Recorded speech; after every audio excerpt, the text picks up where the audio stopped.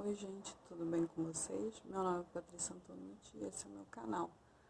Esse provavelmente vai ser um vídeo bem rapidinho, porque eu não consegui terminar de fazer algumas pesquisas de alguns temas que eu pretendo fazer para os próximos vídeos.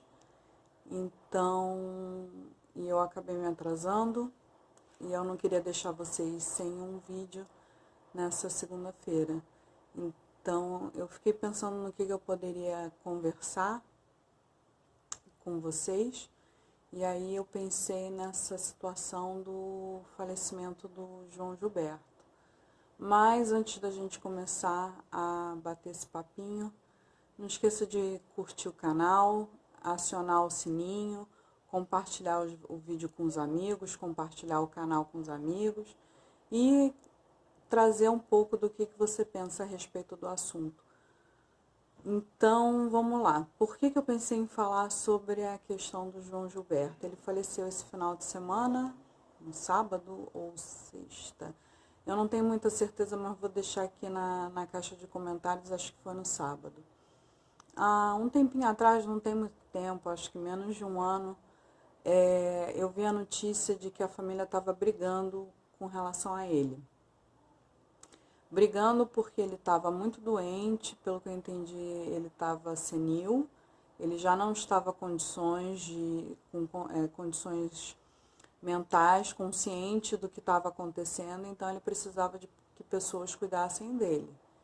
E aí é que estava a briga, porque cada lado da família falava uma coisa, e nesse meio todo tem a questão de que ele foi uma pessoa com a carreira musical dele, ele ganhou dinheiro, né? E ele tinha uma determinada fortuna que parece que foi dilapidada. Eu não tenho maiores informações a respeito disso, porque ele sempre foi muito cioso desse lado privado dele, então a gente não tinha tanta informação nesse sentido. Mas pipocou uma notícia aqui, outra ali, dessa briga. Era a atual mulher, viúva dele, e a filha.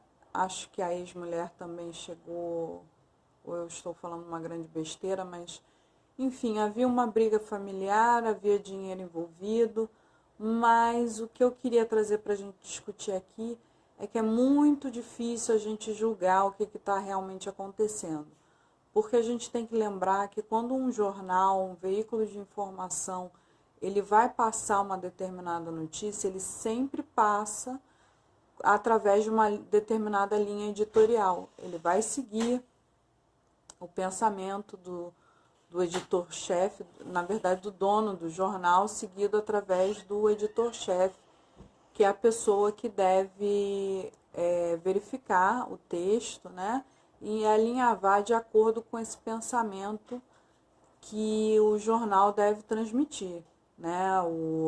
A mídia impressa, a mídia televisiva, internet, aonde for, ela vai seguir um determinado pensamento, né? Então a gente tem que sempre olhar com um certo cuidado quando essas notícias são veiculadas, porque elas transmitem uma determinada ideia. E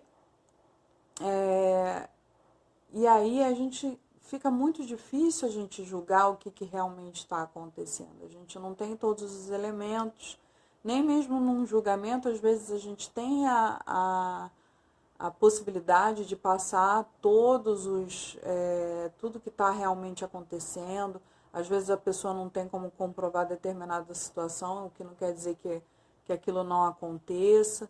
Por isso que muitas vezes as pessoas até deixam de processar em razão disso, da dificuldade, do estresse causado. Então, a gente pegar simplesmente uma matéria e fazer um juízo de valor, como se a gente soubesse tudo o que está realmente acontecendo, é um pouco complicado.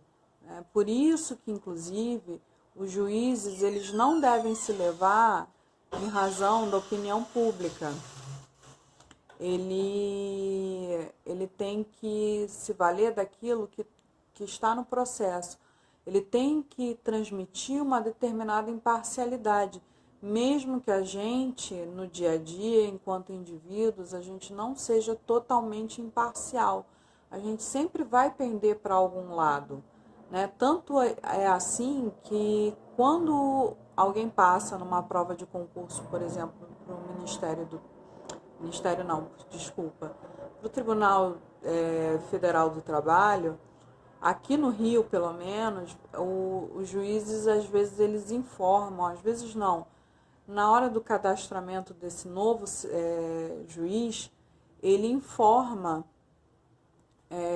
se ele veio de sindicato, se ele trabalhou para alguma empresa. Por quê? Porque ele vai ter alguma parcialidade, seja positivamente, ou seja, ele pode julgar favoravelmente aquele grupo, ou negativamente. Ele pode ter trabalhado e não concordar e só julgar a favor do outro lado. Então, mas assim, por isso que para manter a imparcialidade, já é marcado nele que ele, por exemplo, não pode julgar determinados casos, para que seja possível que o tribunal mantenha essa imparcialidade, já que muitas vezes a pessoa não consegue. Eu até pretendo fazer um vídeo falando da questão de suspeição e impedimentos, que são determinados detalhes em relação à pessoa das partes, do juiz, do advogado, promotor, né? Pessoas que estejam envolvidas num determinado processo, porque isso influencia na questão da parcialidade de decisão, né? Então é interessante a gente também conversar sobre isso. Por isso que eu falo e peço, quando a gente for olhar alguma notícia, alguma coisa, vamos olhar com cuidado antes de julgar e achar que fulano é inocente ou culpado.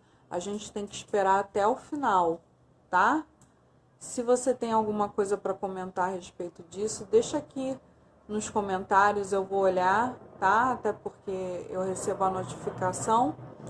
E qualquer coisa, passa para os amigos, vamos deixar esse debate aí no ar, porque eu ando vendo muito julgamento nessa era de redes sociais, as coisas são um pouco complicadas e às vezes a gente até se estressa com o que a gente vê, né, no dia a dia, principalmente às vezes as pessoas que estão envolvidas em determinadas situações que os outros julgam, tá?